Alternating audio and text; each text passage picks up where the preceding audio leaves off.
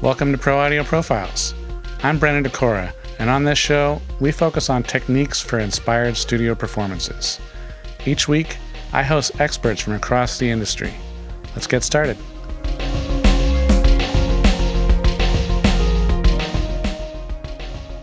Today we have Matt Ebso.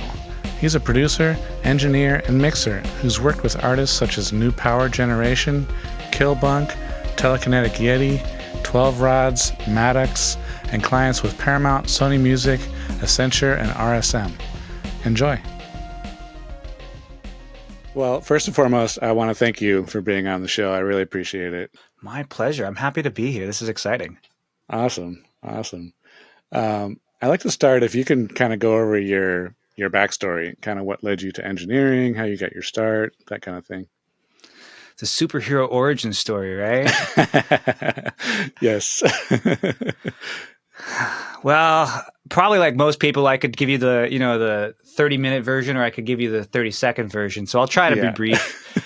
Well, you could go in the middle. You could spend a few minutes on it if you want. All right. So I'm not going to do like Iliad or the Odyssey saga sort of thing here, but good. Yeah, I think like a lot of people in the audio engineering space, I got my start pretty young. I realized when I was maybe in middle school that I realized I like poking around with audio equipment and recording the little songs I was making up.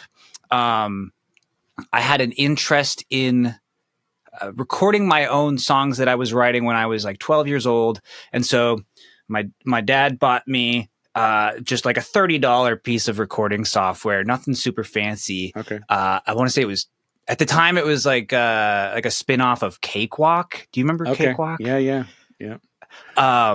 And I was recording not with anything fancy, but with like a headset microphone. Like I had just like something that you'd plug into a laptop headphone jack. And then like at the time it had a separate like 3.5 millimeter input for the microphone. So there's like two splits. Right. So I had my monitoring and my microphone. And that's how I was recording. Nice. And then I would do that for my voice. I do that for guitar. And then at the time I entered a songwriting contest and I won first prize. It was like a statewide contest, which blew my mind as a 12-year-old. And I mean, crazy. To be honest, I don't think the contestant pool was very big, but I like to pat myself on the back with that for winning a contest with my first song. Was it for all age ranges, or? I think it was like narrowed in to, I don't know exactly what their contestant pool was, but it was like through my school. I think it was probably competing with other like, schools, that sort of thing. Gotcha. Nice. And there were other aspects of art that people competed with. So there was people who were doing visual art, and so I just did sound art. Nice. Well, fast forward to high school, I was still interested in the same thing. So I got myself a Behringer Ultra Voice microphone. Nice. And a little Behringer like 2-track mixer and a DAW that literally nobody I've ever talked to recognizes, called Energy XT. Have you heard of that? I have not. Yeah, see, like I said, nobody's ever heard of it. But it came with this little podcast studio thing that included the Behringer Ultra Voice. And so I was just recording a bunch of stuff with that. It came with loops. I started making beats. Well, like fast forward, I ended up going to a studio to record with my band in high school. And to be honest, we weren't very good. We really were not good. Right. I was okay, but it was high school level guitarist. And the engineer at the studio was just so accommodating. It was in Billings, Montana, is where I lived at the time. Okay. And the engineer was just so helpful and so interested in helping us high schoolers to like get a good sound and to succeed. Right. And when we were struggling with backup vocals, he's like, "Here, I got this." He goes into the booth and he lays down some stuff and we're like, "Whoa, you're like the most amazing singer we've ever heard. That's awesome." And so I was just inspired by his whole approach to really kind of taking us under his wing and really trying to bring the most out of our music, even though, to be honest, it probably wasn't very good. So I really appreciated that. And I liked that, like, he got to make money recording music and hanging out with musicians. And I just thought that was the coolest thing as this 14-year-old. Yeah. Awesome. And so I thought to myself, how could I do that? How can I get involved with that? Mm-hmm. And then so literally for the rest of high school, I sought out every opportunity I could to record myself, record others, acquire equipment.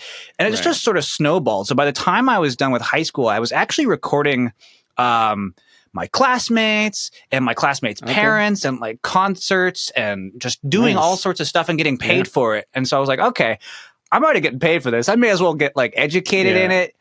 And so I ended up applying for 2 music production schools, Berkeley College of Music, which everyone knows, and then McNally Smith College of Music in Minneapolis. Okay. I only got accepted to McNally. Berkeley turned me down. So I went to McNally. Jeez. And I think they only turned me down because I did a voice audition and I was super nervous and shaky and it just wasn't a good performance. Okay. So, I see. But was it for engineering though? Your audition? It was, but I did like a voice audition to try to get in. Okay. Yeah. All good. Yeah. It's okay. Honestly, I love Minneapolis. So I went to McNally and landed here and made a lot of connections. And while I was in school, set up a studio. I got a house and then built a studio into the lower level. And just kind of been building ever since. Yeah, I was having a hard time showing up to my classes my senior year of college because I was spending all my time recording professionally. Right. So nice. That was basically the journey. And then along the way, I kind of wove in some like video education as well. And so I've spent a lot of time learning video production and other aspects of multimedia production. And so I do some of those things for my clients as well, just so that I'm a little bit more of a Swiss Army knife than just being the audio guy. Right. So you have like a whole package where you help them with videos as well as recording too? Mm-hmm. Nice. Yep. That's in fact, awesome. I just got off a big 5-day video shoot project yesterday. We wrapped up. So dang. Nice. Yeah. Awesome. That's cool. That's cool. So one of the things I like to talk a lot about on the podcast is kind of how to inspire artists in the studio. If you could kind of share, like when an artist first comes to you, what do you do to kind of prep them for the studio? Talk about everything, man. I work with a lot of indie artists that don't have much of an understanding of what goes into the process before they work with me. Right. Or maybe they've done some production on their own, and they understand their own limitations. Mm-hmm. And so I spend a lot of time in my first phone calls or first meetings with artists, just trying to make sure I answer all their questions and even just prompting them saying, all right, what are you thinking right now? Like, what are you wondering about? Like, what is like the gears that are still not connecting in your brain? Like, how can I help make you feel comfortable? And so I think that starts very early in the process, to the point where I rarely do a project with someone that we don't have an opportunity to talk on the phone or meet in person first. I think that's really important to make sure that they're comfortable. And I tell artists too, you can walk into a studio and look at a big 48 channel SSL console or a Neve console or something, and people get really excited about that. Mm-hmm. And there's this sort of notion that when they see that thing in the studio that's really exciting, the shiny gear, they go, this is the right place. This is it.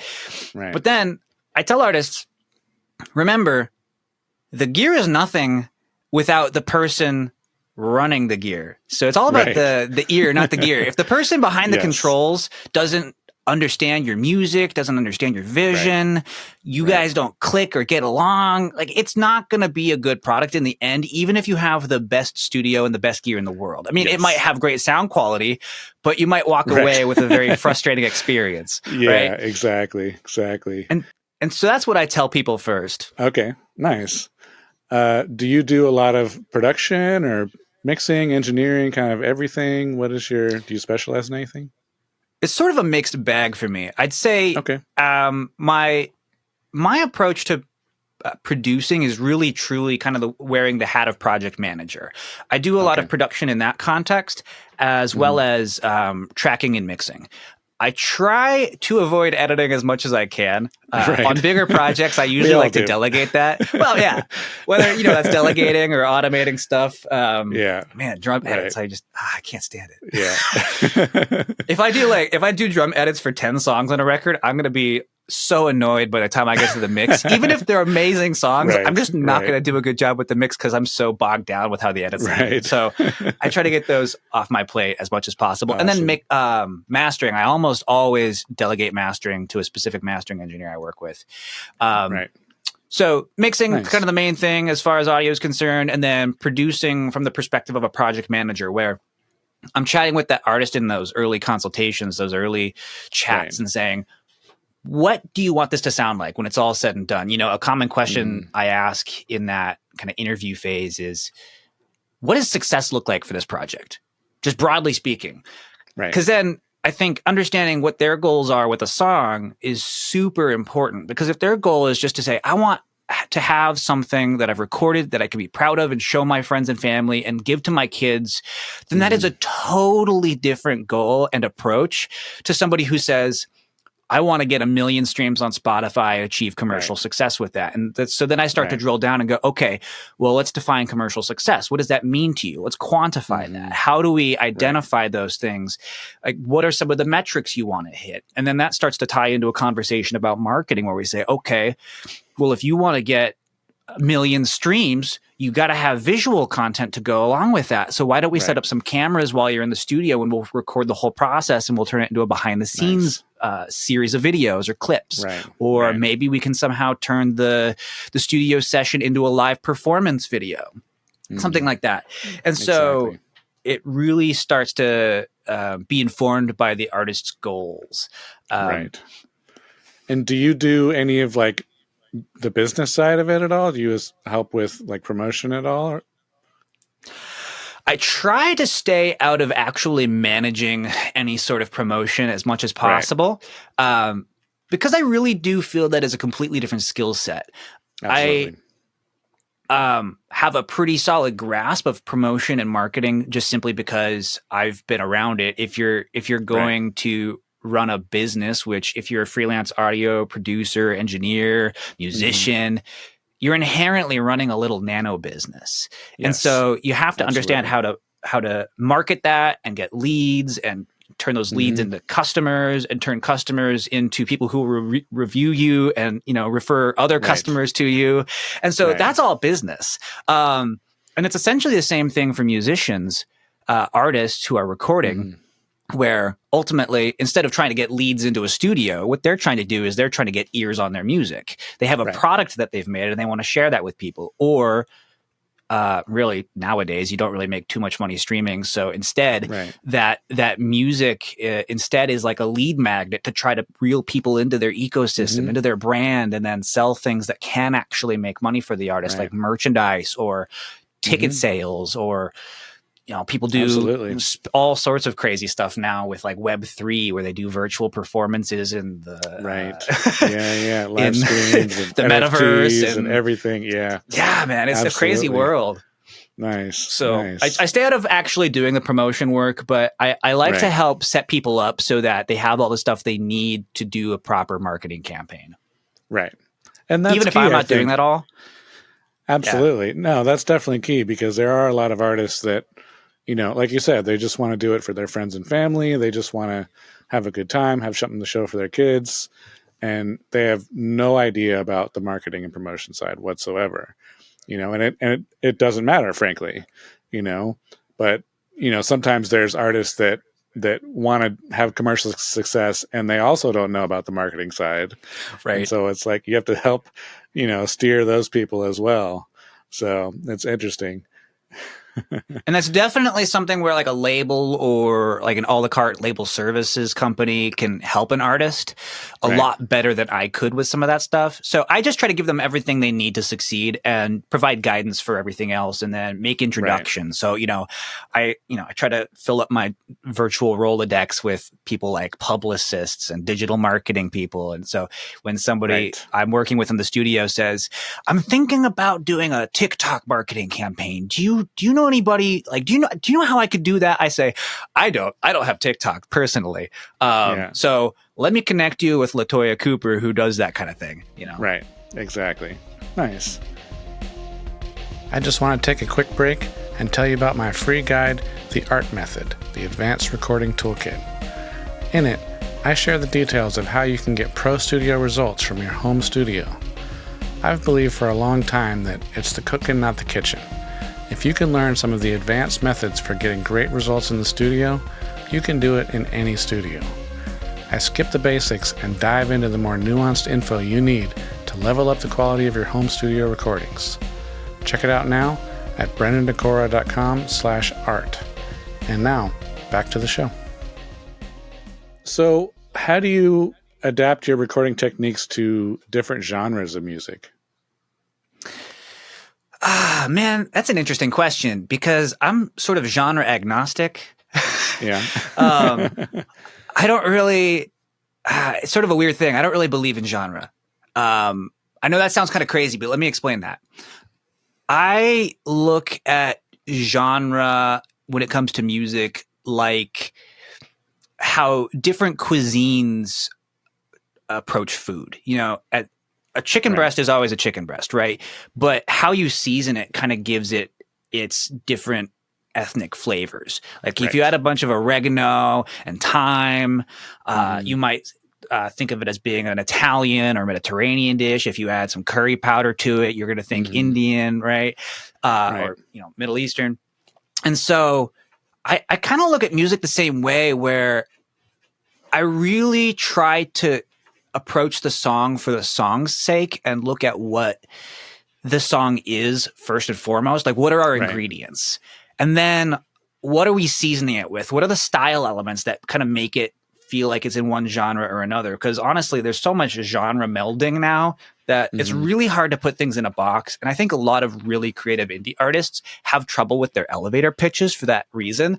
Yes. Where you say, what kind of music do you do? And they're like, well, it's a little bit kind of like if like Brendan Urie had a love child with Metallica. And like there's this sort of like winding explanation people give. Yeah. And so I think, you know, the better question when I'm trying to get a sense for what somebody's music is like is, you know, I ask something like, who would be opening for you if you were headlining a show and you could have anybody in the world open for you, but you have to lead up to your set in a very cohesive way. And that starts to sort of inform it starts to inform me about their influences and what kind of things they want to hear in their own finished product. And so really hard for me to say what I'm doing to adapt my methodology because it really depends on what they're coming to me with in terms of their influences. Right. I rely heavily on reference tracks. I usually ask people for reference tracks in the production phase or like pre-production if we're going to be making something. And that way I can... Oh, there's your cat. Yeah. She's going nuts in the corner. She's enjoying this conversation.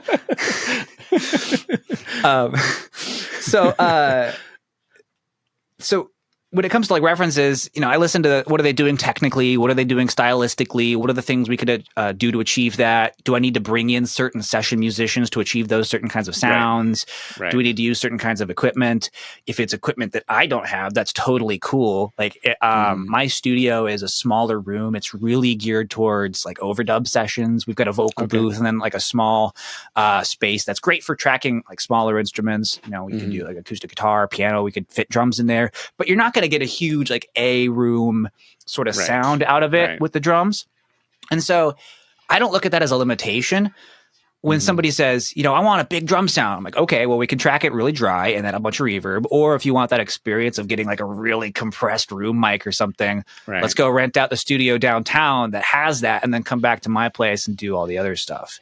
And so, yeah, kind of a long-winded way of saying there's no one size fits all, but I do adapt depending on what the artist needs. Right, of course. And what is the most rewarding aspect of being a recording engineer? Oh, man. I really enjoy being able to take abstract ideas that just live swirling around in people's brains, artists' brains, and trying to extract these really intangible concepts and goals from the right brain, the creative part of people, and like pull it out of them and then turn it into something tangible that we can send out into the world and go, look at this thing, or listen to this thing. I find that whole process really rewarding because I think that's just sort of part of human nature, is to create. We are humans are creators. We're inventive.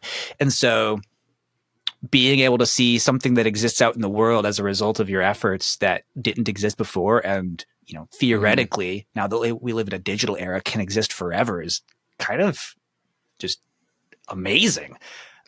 It's they say if you upload something to the internet, good luck ever getting rid of it.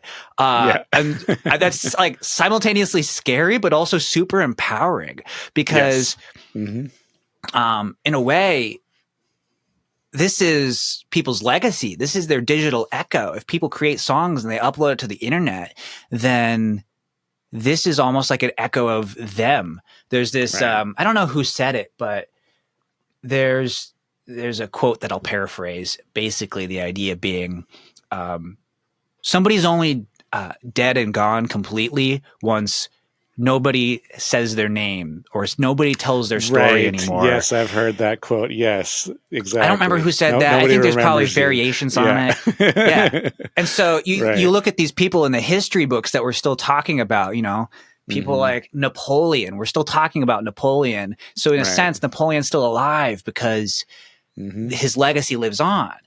But you don't hear of too many of the common folk from Napoleon's time, right? And I think what's really cool about the era that we live in as creators is that there's this digital world that, while it's sometimes hard to find everything you want because Google and all the search engines do a pretty good job of filtering out stuff that doesn't get a lot of traffic, just try to promote the most reputable, in big air quotes, stuff. It still exists out there, and if you push the right buttons on your keyboard, you can find just about anybody or anything. And so it's sort of empowering because we're able as producers to take something that exists only in somebody's thoughts and turn it into something that can potentially outlive everybody who's alive today. And that is crazy. Absolutely. That's really empowering and really exciting to me. No, absolutely. And how do you stay updated with the latest recording techniques and equipment? Oh, geez. I feel like that's a loaded question that I'm not going to have a good answer to because I don't do a good job of that. Yeah, that's okay. I honestly, I'm such a creature of habit. Like when I find something that works, I just do that over and over. And so I have to force myself out of my comfort zone. Honestly, most of the way I learn about new stuff is because I just happen to rub elbows with somebody who says, "Hey, did you check out fill in the blank? Or have you seen fill in the blank?" And I go, "Oh, no, not yet. What's that all about? Tell me." And then I go down a 30-hour rabbit hole on Google exploring every facet of it if I'm interested. Sorry, one second. My cat is attacking the camera. Oh no, that's not good. Go on. Stay away from that. All right. Sorry. That definitely needs to stay in the final edit. Yes. She has to find something to play with. I'm all for furry interference. Yes. So sorry, you were saying? I think I basically was just saying, I usually just find out about stuff from other people who are talking about it. I'm sort of old school in that way, where I don't spend a whole lot of time on the big 3 or 4 social media platforms. I mean, I guess Reddit's technically a big one. So I spend a lot of time on Reddit because you can kind of follow subject matter instead of people and celebrities and stuff. And so I subscribe to Audio Engineering, r/audio engineering, r/we are the music makers. I find stuff in there that's pretty cool all the time. But otherwise, for the most part, it's just people telling me about it in conversation. Right. Nice. I'd love to touch a little bit more, should I say, on the business side of things. You started and you run your own studio. How do you work with marketing for that? How do you get clients? Oh man, that's another hard question. You're good at those. And that's a hard question because it changes depending on the season, man. Like this season right now, like December, January, February is brutal. I don't know what it is. Yeah. It's just something about winter in Minnesota. The whole industry is like that. It just feels like, we freeze over. Like not only does like everything outside freeze over, the lakes freeze over and like the fish inside them, but I feel like the music industry sort of like freezes here. And so suddenly it's just like, we're inside for 3 months. And, that's even worse in Minnesota where we've had a string of like, the days this week where the high is in the negatives Fahrenheit. Right. Oh, jeez. So nobody wants to go out. Everybody's just like cozied up at home. So this time of year, I'd honestly say it's just kind of like a lot of talking to old people who I've done projects with before, kind of digging out my CRM. So I guess some of the things I do, I run Google ads, I run Meta ads.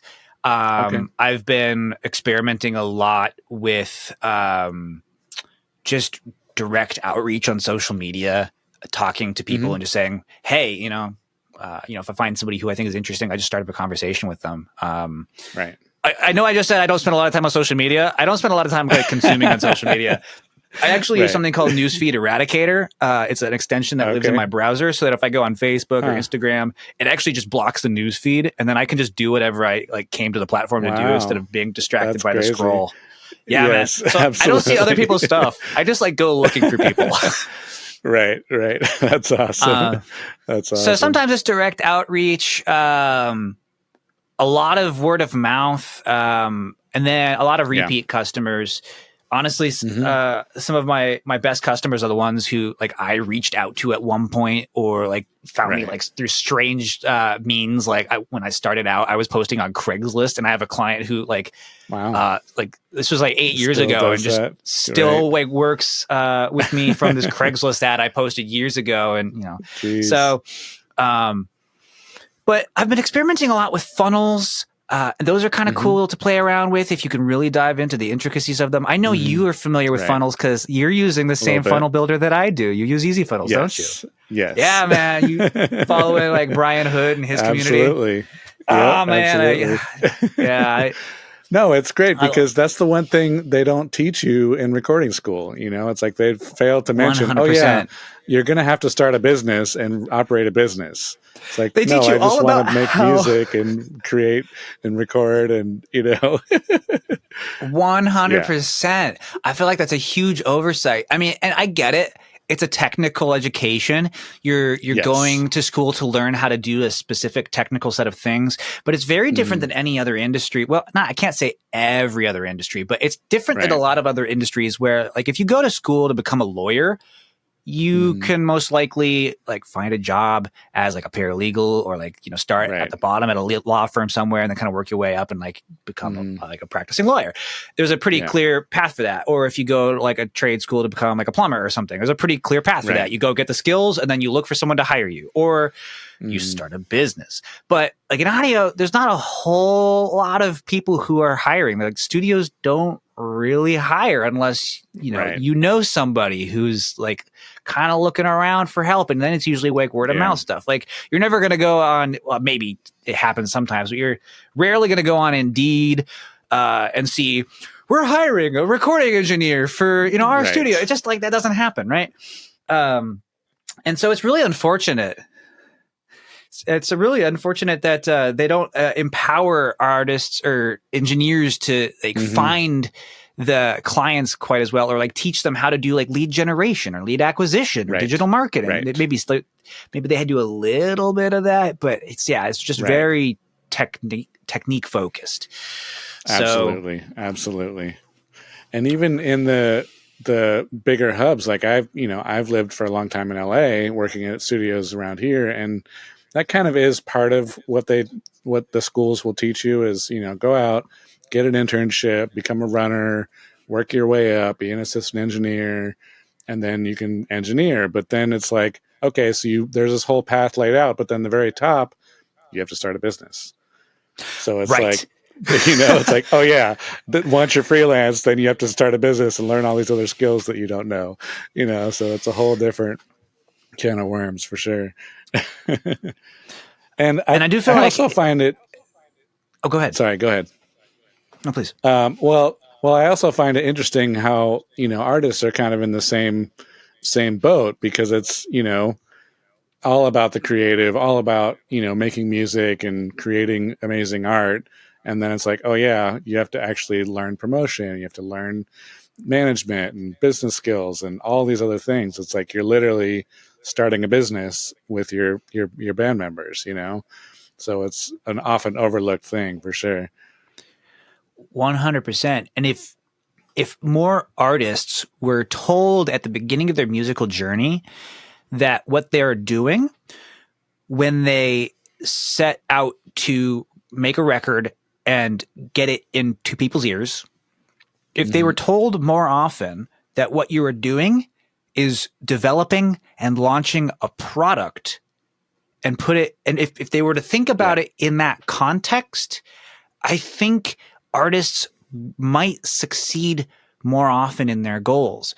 Right. Because there's a sort of disconnect where I actually started a podcast about this, like a little shameless plug, I guess. I started a podcast called After the Master, a musician's guide, because I work with artists all the time who all they think about is like creating the song, and then they get done in the studio. They've got this song that sounds amazing. Mm-hmm. Maybe we've even done a video that's awesome and they're super happy, but then they just kind of go, now what?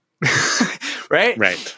Yep. And so I started my podcast to try to help artists kind of connect the dots there by interviewing people who are all over the music industry. So like I said, publicists, people doing digital marketing, entertainment lawyers, that sort of thing, so that they have the resources to be able to solve those problems and like resolve that now what problem.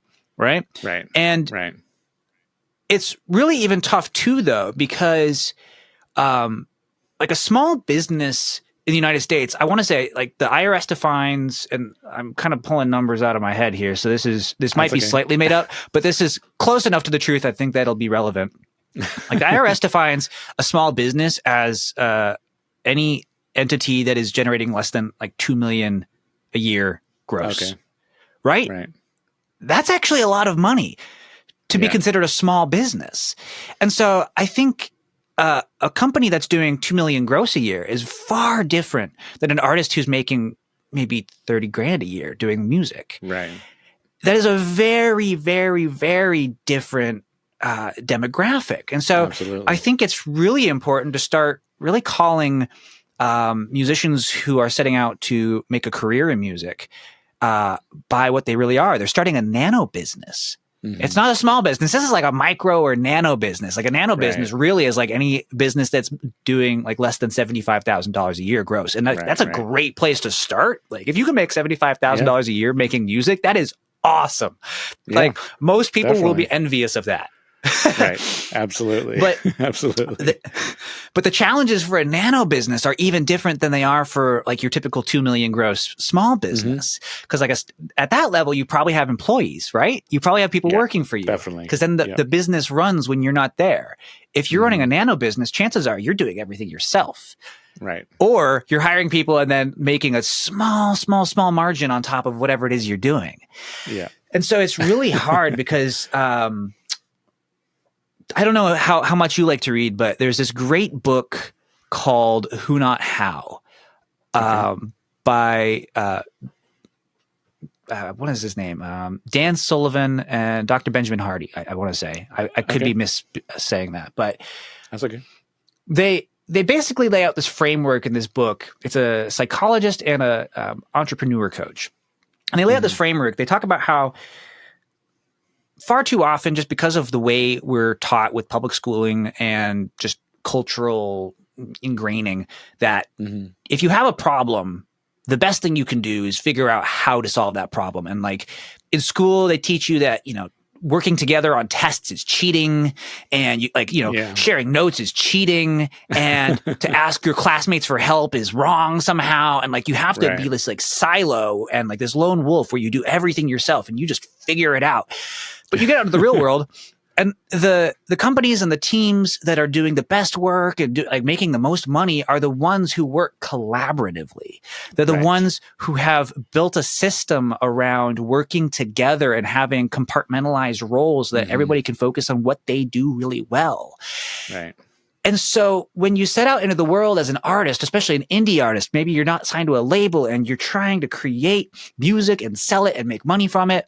And this like mindset is built in from all of our cultural upbringing that you have to figure out how to do it yourself. Right. That sucks, man. Because if you're asking, how do I do this? And you've never like learned any of the how and nobody's taught you any of the how, you're not going to know how. You could go online and search, how do I do this? But guess what you're doing when you do that? You're finding probably articles from other people who already know how to do that. And so why would you spend time learning how to do it? This is where the who, not how comes in. They say, why would you spend time learning how to do something when you could get a who to do something? Don't ask how to solve the problem. Ask who can help me solve this problem. And I think that's a great mindset shift for anybody who's running a nano business, whether that's an audio engineer, a video producer, an artist who's trying to make music, right? If you're getting stuck, it's great to just ask, who can help me instead of how do I solve this problem? Like if my problem right now is I want to get 1 million Spotify streams and I say, how do I do that? I have no clue, man. I don't know. I don't know the answer to that. And so like, I think it's the same thing with artists in the studio. If they come to me and say this, like, I love this song. I think it has hit potential. And I go, yeah, man, me too. This sounds great. And they go, how do I get it 1 million streams? I don't know. So the better question to ask is, who can help me get 1 million streams? And it's suddenly, it's really empowering because that's way easier to solve. You can go on LinkedIn and search for somebody who does Spotify promotion. And suddenly they can solve your problem. And so anyway, I don't even remember what your question was anymore. I kind of got onto that. No, it's that totally works because it's it's interesting because, so often, especially for upcoming artists, it's like they have to be everything. They have to be the artist, they have to be the photographer, they have to be the engineer sometimes, they have to be the promoter, they have to be the agent, the manager, like everything. Yeah. But that's hard. It's very hard, but it's also tricky because, when you think of, I can get a bunch of people to help me, but that can be expensive for these nano businesses like you talk about. It's like, where do you draw the line between, okay, I can outsource this versus this isn't that hard. I can learn how to do it myself and save a bunch of money, Right. I often find when I'm hiring people, and I hire people quite often for projects because, if somebody needs a drummer, I don't just have a staff drummer. I figure out who in my network can do drumming for that particular project at that particular time with that particular skill set and like that. So I hire people all the time for projects. And while credentials, credits, all that stuff is important, work experience, that's super important. I honestly think one of the biggest criteria for anybody's hiring process should be to ask, is this person excited about this endeavor? Right. And honestly, if somebody were to ask that question, it's going to solve so many more problems down the line, or rather just prevent problems from emerging. So for example, I'm working presently on an app called Sound Toggle. We actually have a public beta we just released a couple weeks ago. Finally. Man, it took months to get here. It's amazing how complicated even just building a simple app can be. I'll explain a little bit more about what it does later, but as far as like the hiring process, because this is very much a nano business. The app, I guess just broadly speaking, it's an embeddable before and after player that audio engineers and audio professionals can load before and after samples into or A/B comparisons and then embed it in their website or share a direct link with people. The idea is to help people enhance their portfolio. And I set out to build this because I saw some people who had custom coded these things on their own websites. Right. And there were various versions of this floating around, but nothing that was like democratized and easily accessible for somebody who doesn't have coding chops. Like somebody who might be using Easy Funnels doesn't have just a grab and go plug and play solution. Right. Right. So anyway, I started, I hired a developer initially to build it just for my website. I just wanted one for my own to show off my mixes and to show artists who are showing up and maybe are new to the process. This is what mixing and mastering does for your music. Right. Here's what it sounds like with just the faders up. And here's what it sounds like when I've worked my magic. Exactly. Because sometimes that's a hard thing to explain to people, but if you can give to people that like tactile experience, they go, oh, okay. Even non-musical people start to get it. So I set out to build this thing, and no hard feelings with the guy who I initially hired, but I hired him because he was affordable. I hired him because he was cheap. And I won't name names, but I spent months waiting for this thing to be done. Jeez. He just kind of kept putting it off. And ultimately, he would do he would maybe like get motivated to do some stuff, and he'd like make a bunch of improvements in a batch. And I'd go, "Oh, this is really exciting!"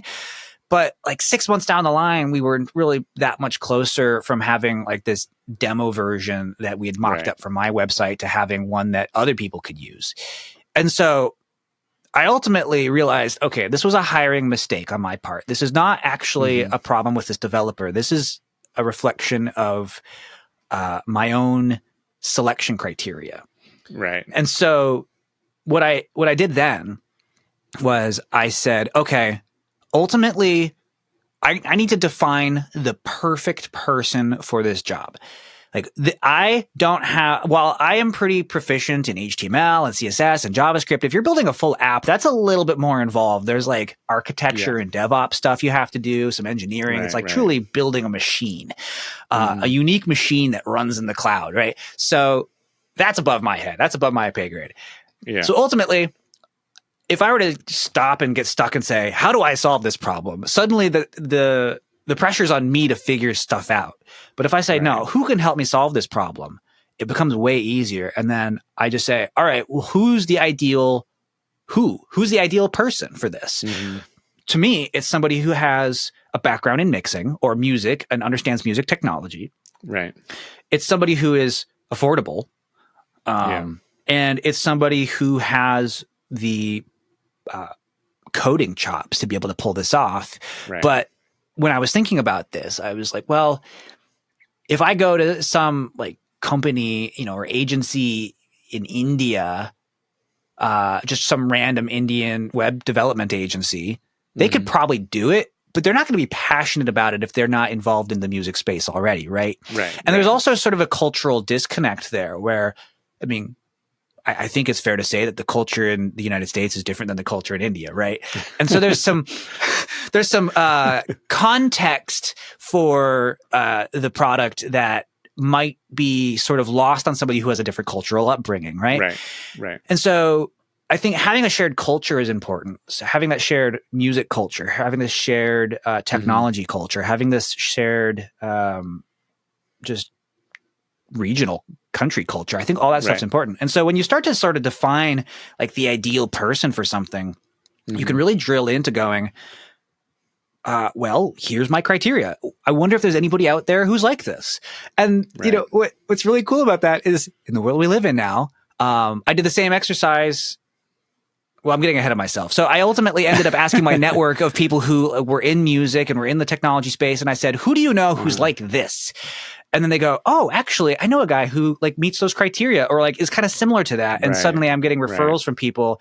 And I ended up hiring my guy, Elliot, who has been awesome because he's excited about the project. He has a background as a mix engineer, and he finished a boot camp doing learning how to code and like build apps. And so this is like a great chance for him to build a portfolio and actually have a really cool product. And so like the best person for this project was just somebody who had a shared background and was excited about it, honestly, at the end of the day. And the same thing for the digital marketing. The way I found the guy who's helping me with the digital marketing for that project, he laughs because I did the same exercise. I said, all right, well, that worked for a developer, so let's do the same thing for marketing. And I found a web scraping tool that helped me just identify specific people by criteria on LinkedIn. And I said, all right, I want somebody who has digital marketing and audio engineering on their profile. And I did a search. I clicked search and boop, 3 results popped up. I messaged the 3 people. Well, there were more, but like 3, like the first page or whatever, you know. I'm sure there's more. Nice. But 3 people popped up. I messaged all 3 of them. 1 didn't respond. 1 responded immediately, and 1 responded the next day. The one I chatted with, the one who responded immediately was Christian Casito, who he runs a podcast called Electronic Dance Money. And so immediately I was like, all right, I like this guy.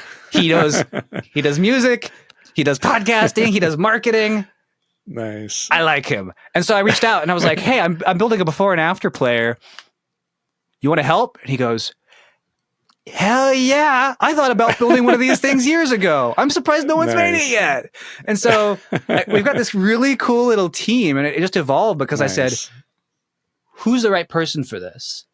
And it just kind of worked backwards and tried to connect the dots. Anyway, so bring it full circle here, so it's not just me rambling about my project. I think to tie that into what like an artist might be thinking about, they might be thinking about, man, I want to get 1 million Spotify streams. Who would be the perfect person to help me with that? And it might be that like the person they initially think of is somebody who's doing like all the distribution and like marketing stuff for a big label, right? They might think, I need somebody from Sony to help me out. Of course. And they could probably do that, but chances are they're used to working with way bigger projects. And so they're not going to want to work with an indie artist unless they're mind-blowingly good, which, you know, it happens, but I think most artists need to have at least a mindset. At least I have a mindset that I'm pretty average. I don't think I'm that great. I'm just very vocally average. And so I think if just by adopting the mindset that like, okay, you know, let's assume my project is average. I don't think it's horrible, but I don't think it's amazing. Who would be like excited about what I'm doing? And like start to seek out other people who are like rock stars at what they do, but are also excited. And that for me is like the primary selection criteria is like, does this person, when I interview them or like talk to them and like share my music with them, does this person seem like totally stoked to work with me? Or do they seem like they're treating this just like another job? Because if it seems like it's just another job, I immediately walk away from that conversation. Yeah, absolutely. Absolutely. No, that's very interesting because, you know, it is certainly very important to find people that are passionate about it, you know, absolutely. So I like to kind of wrap up by going over a couple of the same questions. The first one is, who is your most influential teacher? And it could be a couple. Man, that's a hard one. The first person who comes to mind is totally not related to the audio space at all, but Tim Ferriss. Okay. I don't know if you're familiar with Tim Ferriss.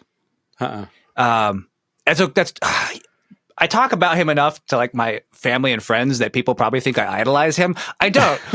I just think he has a lot of really insightful material. He's an author and like a former athlete. He does all sorts of crazy stuff. He had a podcast for a while. I don't know if he still does that. He wrote a book that some people might know called The 4-Hour Work Week. I do. Yeah. Okay. See, now you recognize that one. Yeah.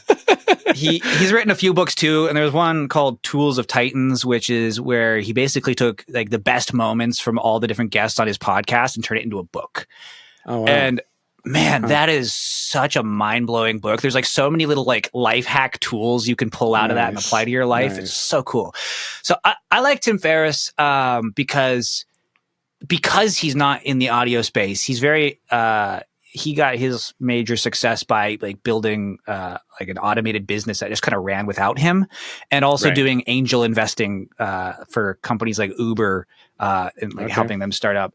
And so I like that because it gives a fresh perspective in like kind of taking some of these things that apply to business just generally, and then trying to figure out how to distill that information and turn it into something that works for the audio industry or for music or videos. I think that's really important. There's another author, Mike Michalowicz, who has a book called Get Different, all about marketing. And he has this idea that he presents in there where he basically says all these industries around us, whether it's music, he doesn't really talk about the music industry, but, you know, just for the context of our conversation, whether it's music or it's, you know, construction or software, whatever it is, all these businesses have their generally accepted best practices when it comes to marketing. Right. The problem with best practices is that's sort of a crowd herd mentality. If everybody is following the best practices, guess what? You're not going to stand out. They're no longer the best practices. I know. So like the best practices in reality are like the best things to avoid. And the best way to find ideas for how to improve your nano business or improve your marketing or improve your music is often to look outside your industry. What are the things that work really well outside of your industry? Right. Like, I think as audio engineers, we could learn a lot from the video world. Like, I know some video producers who are absolutely insane. Like, shout out to Dual Studios, the Brodsky brothers. They land contracts with people like Coca-Cola, and they'll like casually just be like, oh yeah, we filmed with Justin Bieber's team last week. We're heading to do something else. You know, like, it's just like, they just like casually throw this in conversation. And I'm just like, how are you doing that? And so I feel like it's a great idea as an artist, as an audio engineer, whatever you're doing, just like look outside your industry. And so Tim Ferriss is a great resource for that because his is just sort of like general life, you know, insights and business insights. And I like Mike Michalowicz, and Dan Sullivan is a resource as well. I read a lot of books. So that's cool. No, that's good. Yeah. So I'd say all the authors I read are my biggest influences as far as my teachers. Yeah. Nice. The next question is, which may or may not apply. I've been finding more and more people don't actually resonate with this, so I might eventually switch this question. But it's, what is your favorite reference track? If you have to go to a new studio, kind of learn the room, what do you put on to figure it out? Yeah, that is a hard one because I don't really ever mix in other studios besides my own. I do think some like older school stuff is kind of cool to check out because it, like if you listen to stuff from like the 70s, it tends to be really dynamic and you kind of get a sense for what the speakers in the room can do. Like if you listen to like Michael Jackson recordings, like you listen to Beat It, man, that kick, that thumps. Right. You can really get a sense for what the subwoofers in a room do if you pull up Beat It, right? Or even like would it be crazy to say I just like pull up pink noise curves? What? I'm sort of very analytical, man. I just like do stuff like that. And I'm going like, oh, how does a pink noise feel in this room? Okay. I mean, that's accurate, I guess, you know. That's one way like, to just do to it. Get or I feel like this is sort of like a trope or like a meme for audio engineers. Like you could tell somebody who like has experience with acoustics and like treating a room. When somebody walks into a room and just starts clapping, listening to the sound of the room. Yeah, exactly. Like walking in going, oh, wow, listen to that decay. Right. You know? I guess I clap. I walk in and go, oh, that's a nice clap. I like what happens in this room. Right. That's awesome. Not really a good reference track, but no, whatever works. Whatever works. That's okay. Awesome. Last question. What is one tidbit you have for an upcoming engineer? Well, firstly, surround yourself with people who support you and are excited and want to help you. And then I think that's like most important. But secondly, if you want a before and after player for your website, check out soundtoggle.io. And if you go to soundtoggle.io/PROPOD, a specific page for this podcast, the first 100 users who sign up for SoundToggle are getting lifetime access to our current feature set for free. And then also after that 100 user threshold is hit, we're offering 10% for anybody who finds SoundToggle through this podcast. 10% off. Awesome. So that's my little tidbit. Shameless plug. No problem. Awesome. Wait, real quick. Yeah. I noticed you have a sign behind you, and it's a little bit blurry. I can't quite read what it says. This one? What does that sign say? Yes. Let's see if I pull my face out of the frame here, maybe it'll focus. It'll focus. Did it? No. Oh, it says Cloverleaf Audio Visual. That's my studio. Okay. Awesome. Yeah. If you want to check us out, it's cloverleaf.audio online. Awesome. Nice. Well, sweet, man. I really appreciate you being on the show. Thanks for having me. Awesome. Thanks for joining in today on Pro Audio Profiles. Make sure to hit subscribe, and I'll see you next week.